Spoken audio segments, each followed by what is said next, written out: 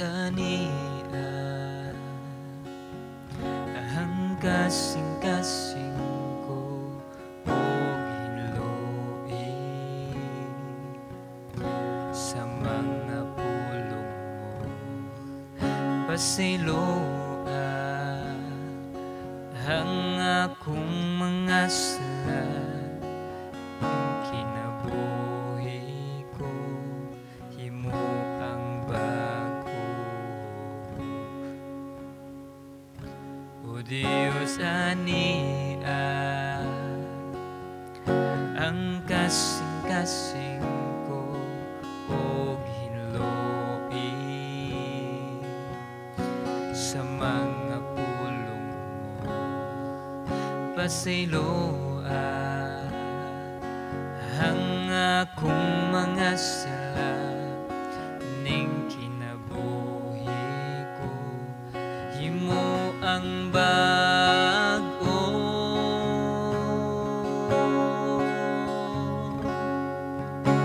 ayaw akong isalikoy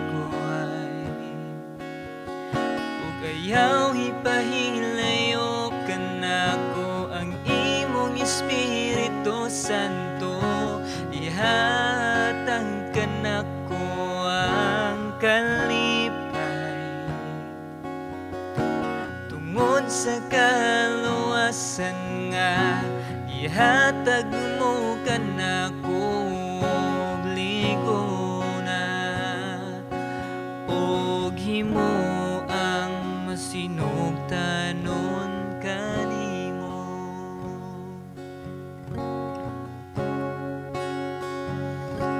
o Diyos ania ang kasing-kasing ko og hinluin sa mga pulong mo pasiloa ang akong mga sala ning kinabuhi ko himo ang bago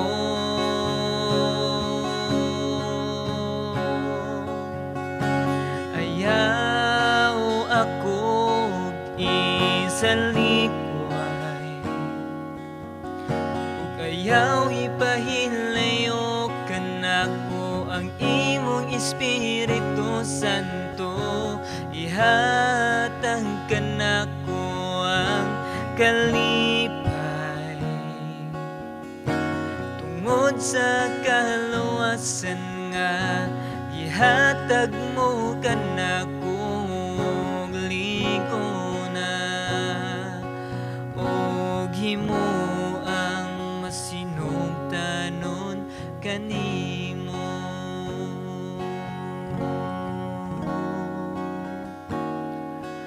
og himo og masinugtanon kanimo.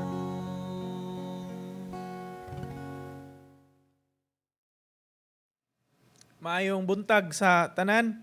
So if nagsunod mo naata sa series karon sa libro sa Jonah. So karon na nata sa Jonah chapter 3. So kung na may mga Biblia, palihog og abli diha sa Jonah chapter 3.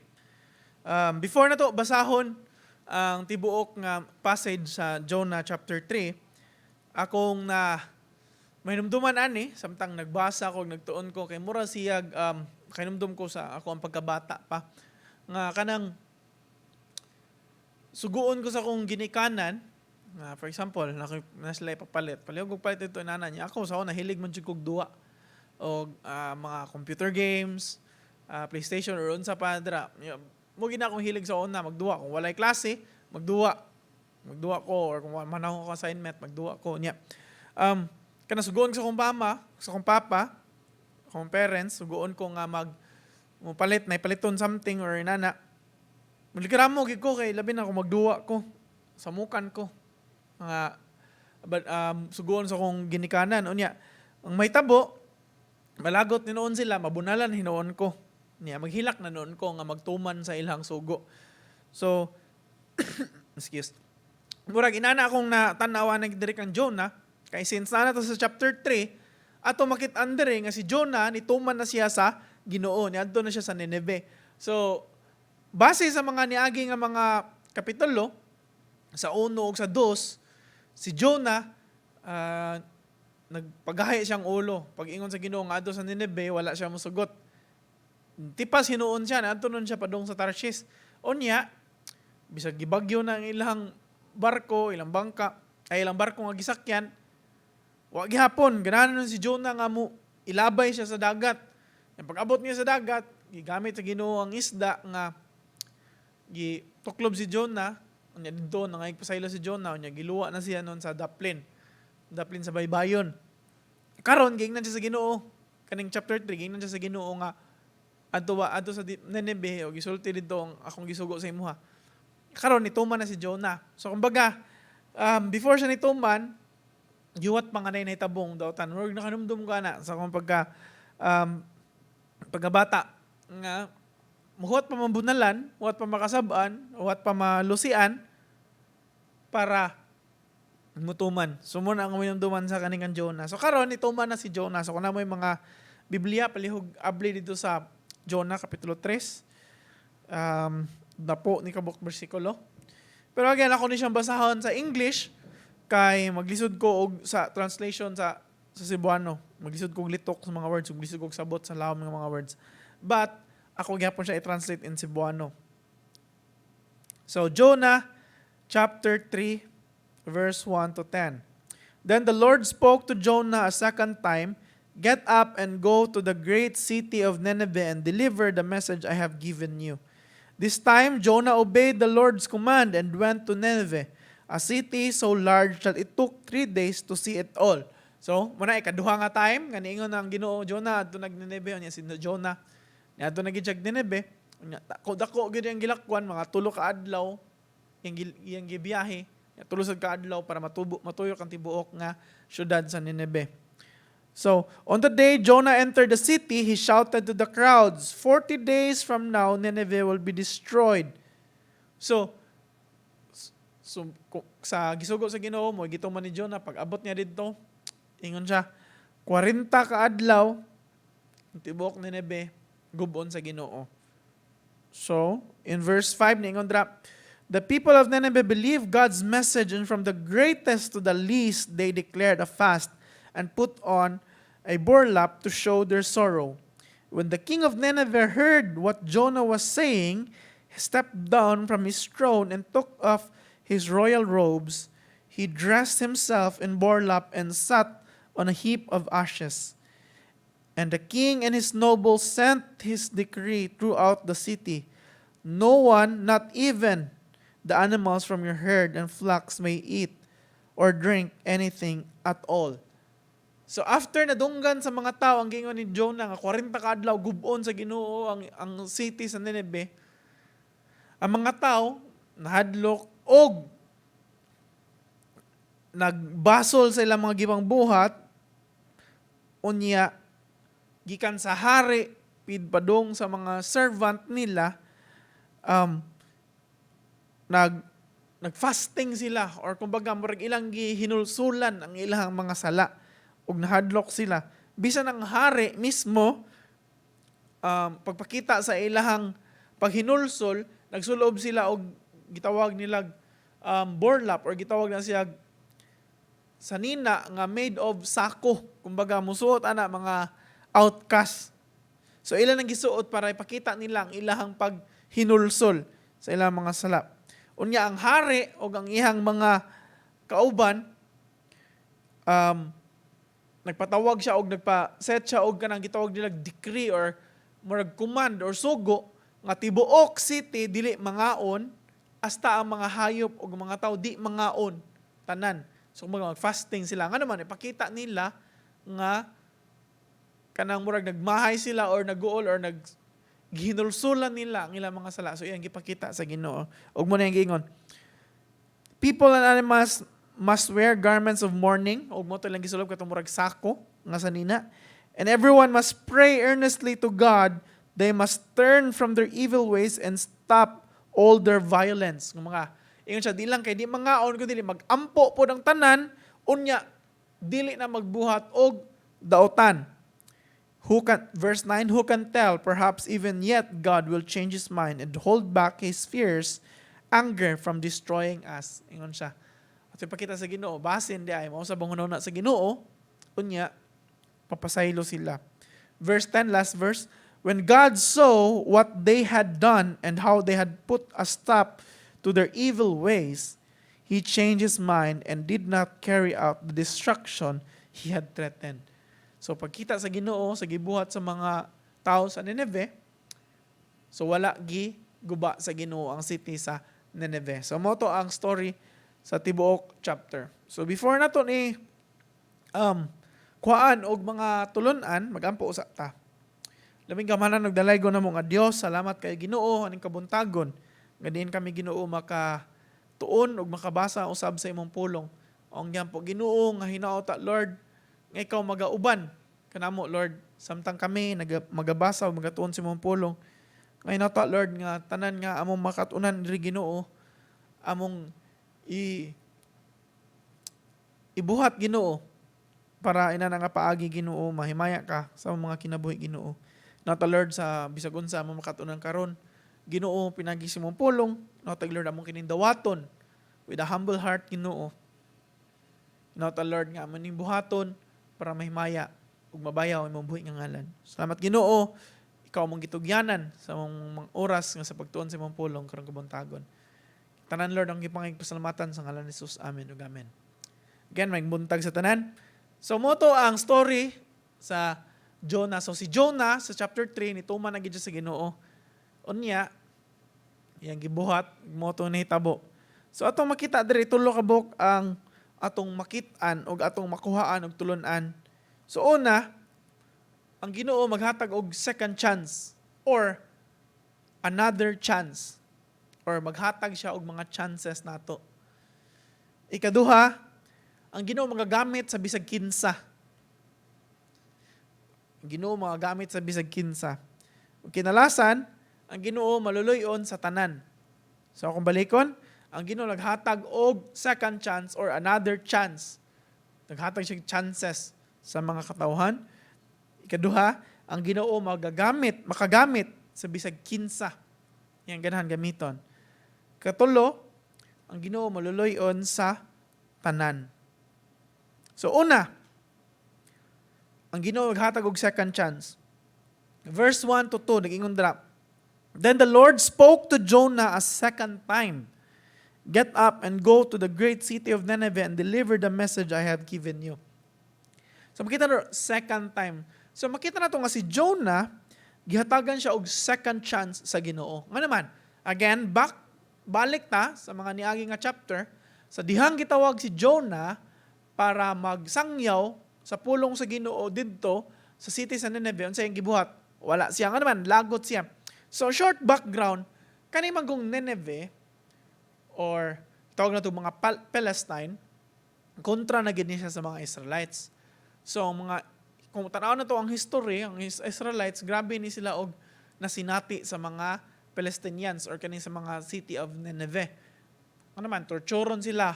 Kumbaga, ilado gid ni sila sa ilahang mga brutal or kanang laway nga pag-torture or pagpasakit sa mga katawhan. Labi na gid sa mga Israelites. Nga naman, lahi man sila og Ginoo nga alagaran. So muna ang mga Israelites, luoy kayo na sa mga sa Nineveh.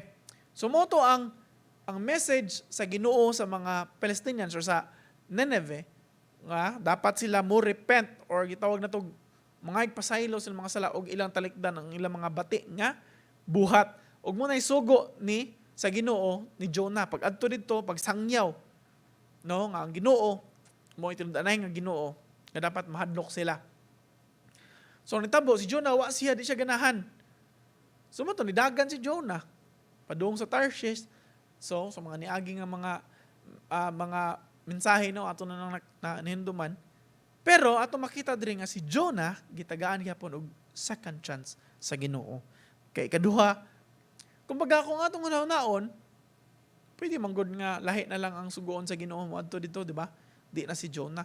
Pero si Jonah atong makita nga pursue gid siya sa Ginoo nga pakita gid nga ang Ginoo siya gid ang gamiton. Baga gitagaan siya og chance sa Ginoo nga mobuhat sa iyang bulhaton. Kay si Jonah before siya nituman daghan pa siya nagian. Kumbaga gilunok pa gid siya or gikaon pa or gitukob pa gid siya sa isda. Kumbaga kung imo naon kung ang usa ka butang tukobon sa isda magamay. Kumbaga lisod kayo ang kahimtang, no? Kaya nagud siya sa belly, nagud siya sa tiyan sa isda. So maybe naunsa na to siya dito kinsa baho ang langsi or unsa na nadra ang iyang nasinati. So dili gid comfortable ang sitwasyon niya. So man pag ikaduha pag adto na niya pagluwa na sa isda, gistoryahan gyapon siya sa Ginoo, gitagaan siya og second chance.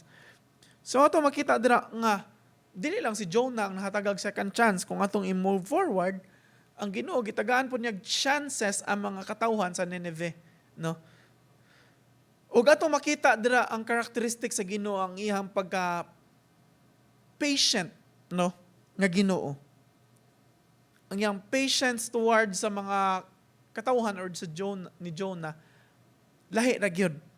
So kumbaga kung atong tan-awon sa ato ang mga kinabuhi karon, pangutan-on ta mo, tan-aw nimo kapila nakatagitaga ang chance sa Ginoo. Kung tanay mo kagalingan, pila nakaka-chance ang gihatag sa Ginoo sa ato. Kung Jonah kaduha pero I think kadaghan pa. Pero sa ato murag dili gyud maihap, di ba? Kumbaga, ang chances nga gihatag sa Ginoo sa ato sa atong kinabuhi, dili maihap. Dili maihap. Pero dapat atong hunaon nga samtang nabuhi pa ta ning kalibutan na, ang Ginoo naghatag nato og chance. Pero kung maabot ang time na mubiya na ta ning kalibutan na, tawag nato mamatay na ta, wala nagi chance para nato.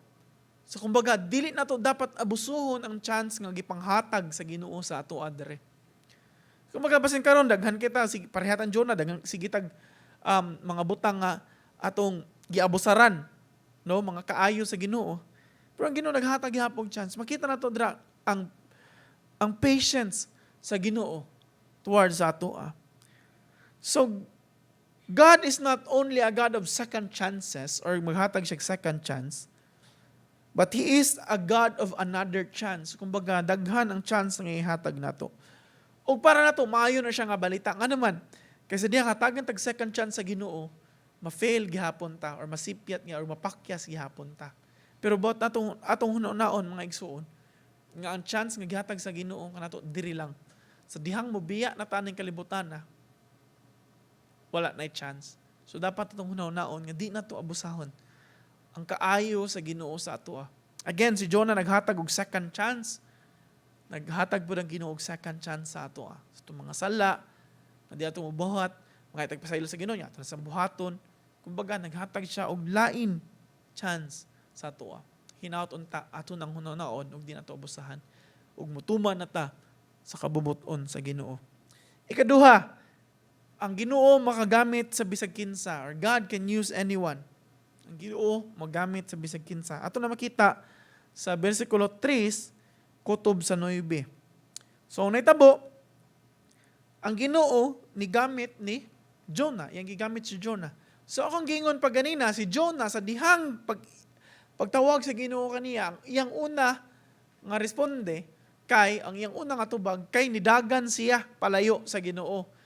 Una-una nimo ba si Jonah, prophet, may alamag about sa Ginoo, thinking nga naguna-una nga makadagan or makaikyas siya sa Ginoo. No katawanan lang. No usahay nala man ato mindset nga tan-aw na to ba nga makatikas ta or makabuhat tag di maayo. Tan-aw na to. Or usahay ato may atong hunaw-naon nga ang Ginoo di iragid nato matikasan, di gid nato mailad ang Ginoo. Kay bawo gid ang Ginoo sa tanan. Kumbaga si Jonah, pagdagan niya, kay bawang Ginoo asa siya padong, ganun nidagan siya. So kumbaga, wala gyud kapaingnan si Jonah. Pero una-unaon, kung ang Ginoo kay bawo na anak, pwede mo unta makagamit ang Ginoo og lain, di ba?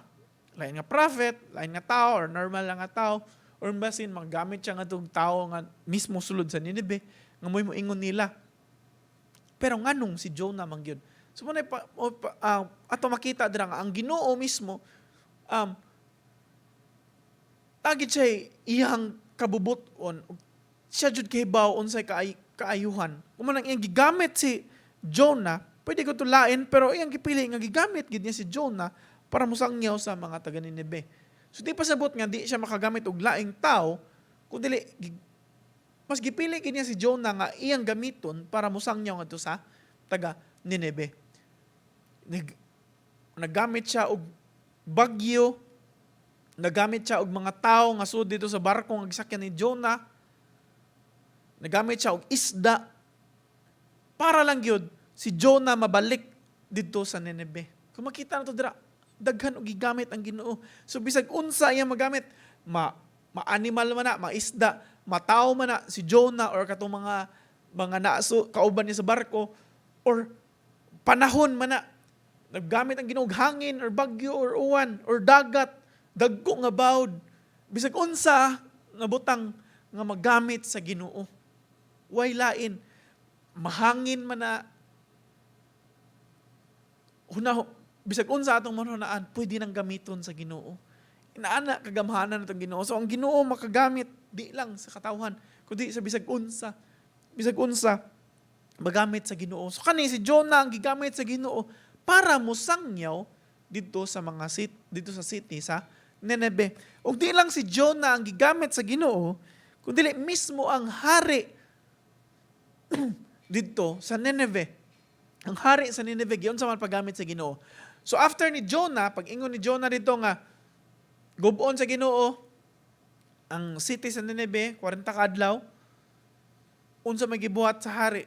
Ang hari nagbuhat siya og kasulatan or gitawag na decree or sugo sa tanan katawhan sa Nineve. Kumbaga, naman siya power ana kay hari man siya didto. Kumbaga kung sa iyang isugo, mutuman gid ang mga katawhan. Yung gingnan di pwede mangaon. Magampo dapat ang mga tao, mga pasaylo, magsulob og sanina nga nagpakita nga ilang gihinulsulan ang ilang mga sala. Kumbaga, gigamit sa Ginoo ang hari para masugo ang tibuok Nineve nga mangayog pasaylo. Kumbaga, di lang si Jonah ang gigamit sa Ginoo, kundi ang hari. So, kung ito makita dira nga ang tanan or bisag kinsa, pwede yung gamiton sa Ginoo. Bisag kinsa pwedeng gamiton sa Ginoo. Kung gingan pa ganina, maisda man na, mapanahon, mahangin man na, matubig man na, gamiton gina sa Ginoo. Ginoo magagamit. Bisan kung atong tan-awon ang Bible, ang Ginoo naggamit sa mga tao nga gitawag natog na leprosy. Ang Ginoo nagamit sa mga tao nga mga simple lang kinabuhi, fisherman. Si Jesus Christ mismo nagamit bisan sa mga Fariseo. Si Apostol Pablo, mga gitawag na to, nag-discriminate sa mga Kristohanon sa una, pero gigamit sa Ginoo. Ato makita, bisan ang buta, gigamit sa Ginoo. Bisan ang bakol, gigamit sa Ginoo. Bisan kinsa, pwede magamit sa Ginoo. Babae o malalaki, mabata, matiguang, magamit or gamiton sa Ginoo para sa kahimaya. Unsa man ni para nato? Kita mismo kay bawta nga ang Ginoo na isugo kanato og mo na pagsangyaw sa iyang pulong. Pagsugid, pagsulti sa iyang kaayo og iyang gugma sa mga katawhan. Pinaagi sa iyang pagpakamatay ngadto sa cross mo na iyang sugo sa ato ikaw ug ako, dili lang mga pastor, dili lang mga leader sa church, kundi tanan nga nidawat og tanan nga nituo sa Ginoo mo na iyang sugo. So sa Matthew, nga siya, go therefore and make disciples. Wala siya nag-ingon ato sa mga pastors lang, kundi sa tanan nga mutuo niya. Mao na atong obligasyon isip nga Kristohanon ang pangsangyaw sa gugma sa Ginoo ngayang gipakita sa iyang pagpakamatay dito sa cross. So usahay man gud atong inon nga ay di man ko kaya anak, wala ko'y sakto nga training. Ay bago pa ko ang Kristohanon. Ay tiguang naman ko. Ay bata pa kay ko. Ay, busy kay ko sa trabaho. Kumbaga, kung batanon pa ta, may nga, ay, bata pa kay ko, mag-enjoy sa ko sa akong life. Unya, kung maabot na ta sa punto nga, nagtrabaho na ta. May nga ta, ay, busy pa kay ko. Kinanglan pa mo graduate akong anak. Unya na lang, baka graduate. Unya, kung matiguang na, graduate na mga anak, ay, tiguang na kay ko, sakit na akong lawas, di na ko. Kumbaga, daghan kita grason. Kumbaga, mura tag si Jonah ba? Wala lang yung willingness nato. Di lang kita, ganahan mo tuman sa Ginoo. Sa laktod pagkastorya. Sa sugo sa Ginoo, ganahan mo tuman. Kumbaga, basin, naghuwat to sa nga pareha ni Jonah, no? Nga nainhitabo niyang before ta ni tuman. Natunta din na natuhuwaton, no? Nga butang ta sa Ginoo, nga dili ta comfortable sa situation, una ni mutuman na lang taniya. Pero kani, kung nagamit sa Ginoo ang isda, nagamit sa Ginoo si Jonah, nga bitsis padlungon kayo, gahi kig-o, nagamit sa Ginoo ang hari, nga which is maoy leader sa mga di maayong nga pagbinuhatan sa mga taga Nineveh. Unsa may rason nato? Unsa mato ingon nga dili makagamit ang Ginoo nato? Mga bata ta, tiguwang ta. Kung nagamit man sa Ginoo ang isda, nagamit man sa Ginoo ang hangin, ang uwan, ang bawd, ang mga tao nga wala mo tuo sa Ginoo, ikaw pa kaha nga nay Ginoo sa imong kasing-kasing. Ikaw pa kaha, kita pa kaha nga naatay nagtuotang ang Ginoo gamhanan. Ang Ginoo naghatag na tog kausaban. Ikaw ako magamit sa Ginoo. Again, ang Ginoo magagamit sa bisag unsa o bisag kinsa. Tanaw ba nimo makasasala ka or di ka takos? Wa magyo takos na tong tanan, kitang tanan makasasala magyud. Tungod natakos ta tungod sa gibuhat ni Jesucristo ngadto sa cross sa iyang pagpakamatay para kanato nimo ug nako. So ang Ginoo makagamit nimo ug nako. So man akong challenge natong tanan, no? Sa pila ka tuig natong nga Kristohanon, basin sugdan siguro nato karon nga magpagamit sa Ginoo. Nga ipakita nato nga ang Ginoo buhi. Pakita nato nga ang Ginoo maong tinud-anay. Di na ta magpinarihan ni Jonah nga sige patagdagan palayo sa Ginoo. Kisa man atong giatik nga di man ginato madaganan palayo ang Ginoo. Di na ta ginahig ulo sama ni Jonah. Tuman na ta. Tuman na ta sa sugo sa Ginoo. Again, ang Ginoo makagamit sa bisag kinsa. Apil na ikaw o ako. Lastly, ang Ginoo maluluyon sa tanan. Verse 10. When God saw this, what they had done, and now they had put to stop to their evil ways, pasabot ni repent na sila, nangay sila pasaylo. By the way, repent sa Bible, it means turning away or nitalikod kasi mong karaan nga binuhatan. So mo nilang gibuhat, di ba?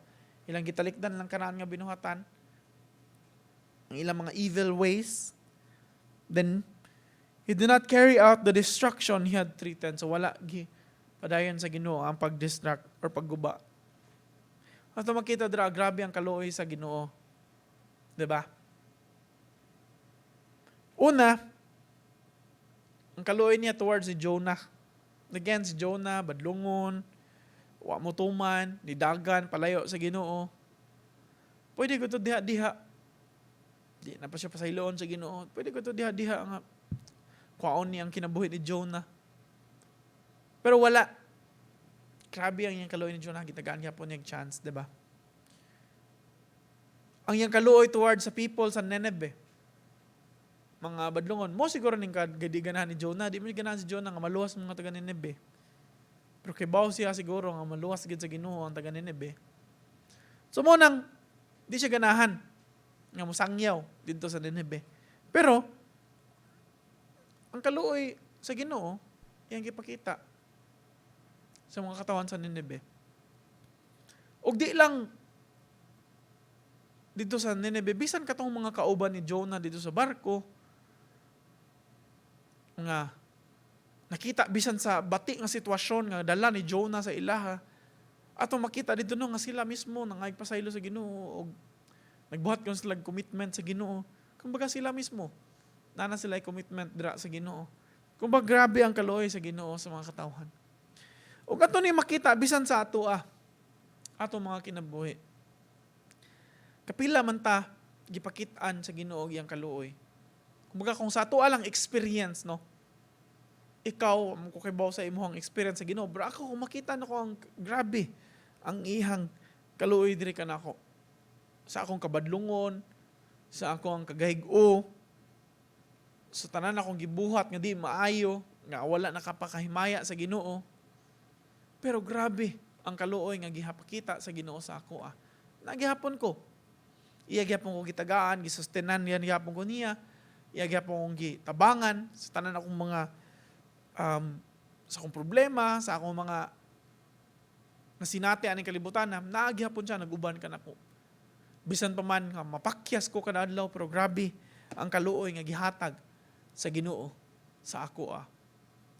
Ug bisan pa man sa katong time nga wa pa ko kaila sa Ginoo, dugay na ang iyang kaluoy nga iyang gibubo diri sa kalibutan. Pinaagi kang Hesukristo nga diin mo'y nagpakamatay sa atong mga kasala. Di ko tatakos o di ko taangayan nga pakamatyan tungod sa atong mga sala. Pero unsa may ang gibuhat tungod siyang dakong gugmaw siyang kaluoy kanato. Ngayon nakita nga bisag unsa ka paningkamot sa mga katawhan, dili gyud mamit ang iyang standard. So gibuhat niya ang gihatag niyang anak, bugtong anak nga si Jesucristo. Nga mo'y nagpakamatay nga instead of kita siya ngadto sa cross, ug yang gida, ug yang gibitbit ang atong mga kasalanan. Pagkatulang adlaw na banhaw nga mo'y nagkita o naghatag natog paglaom nga nagpamatuod nga siya ang Ginoo ug ang Dios nga mo'y makapasaylo sa atong mga kasalanan. Ang Ginoo nagpakamatay para kanato. Kaya tungod siya naluoy sa iyang mga katawhan. So dito makita no si Jonah. Nga to makita ang kinabuhi ni Jonah nga prophet siya so pasabot kailan na siya sa Ginoo, na siya relasyon sa Ginoo, kibaw na siya. Pero nagpagahay lang siya siyang pabadlong, isugo sa Ginoo, wa siya mutuman. Unya to sa makita diri nga nasa mga katawhan nga wa kaila sa Ginoo, mo ning sa Nineveh, mga tao sa Nineveh. Wala sila relasyon sa Ginoo. So sila ang mga nanginhanglan nga sangyawan. Kung atong tan-awon karon, ako nakita nga ang si Jonah, pwede siya natong mahambing sa mga Kristohanon nga dugay na nga Kristohanon nga kaybaw kay ila sa Ginoo, nga unsay angay buhaton pero wa gihapon gibuhat. Kumbaga wala matinumanon sa Ginoo. Makita sa nato, mahambing po nato kani mga tao sa Nineveh, mo na siya mga katawhan nga nanginahanglan nga sangyawan. So sa karon, mo na siya mga tao nga wala kaila sa Ginoo or wala pa sila relasyon diha sa Ginoo. Kaila man sila siguro sa Ginoo, sa ngalan or sa kuan, pero wala gid sila relasyon, wala nila gi submitar or wala nila surrender ang ilang kinabuhi dira sa Ginoo. Muna akong mahambing sa mga taga Nineveh. Kung magkakarong, ang challenge na to, atong tanaw na itong kagulingan, asa man tanan duha. Kita ba sama ni Jonah, nadugay na nga na relasyon sa Ginoo, pero wala gihapon ituman sa Ginoo? Or kita ba sama sa mga tao sa Nineveh? Nga wa pag relasyon sa Ginoo. Wa para to gidawat ang Ginoo. Isip na tong Ginoo mangluluwas. Asa man ka ng duha? So kung ikaw man ang tanaw nimo sama kang Jonah, nga dugay na relasyon sa Ginoo pero wala lang nituman sa sugo sa Ginoo. Challenge nako karon kanimo karon buntagan mga kaigsuon. Sugdi na og tuman og buhat ang mga sugo sa Ginoo. As simple as pagbasa siyang pulong, sugo man sa Ginoo. Pagampo, pagsangyaw, sugdi sa imong pamilya, sa imong friends, sa imong kauban sa trabaho or sa imong classmate. Isugid na kanila unsay gibuhat ni Jesucristo, nga si Jesucristo nagpakamatay adto sa cross pagkatulang adlaw na banhaw.